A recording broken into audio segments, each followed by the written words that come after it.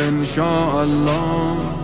40 کربلا تو این روزا، اون که با جون و دل زیر پرچم نوکری میکنه از هر دردی، درمونه آخه زهرا باسش مادری میکنه انشاءالله.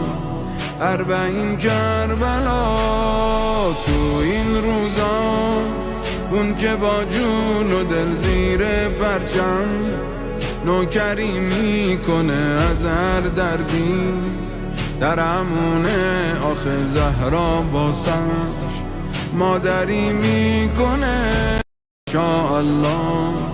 40 کربلا تو این روزا، اون که با جون و دل زیر پرچم نوکری میکنه از هر دردی، درمونه آخه زهرا باسش مادری میکنه انشاءالله.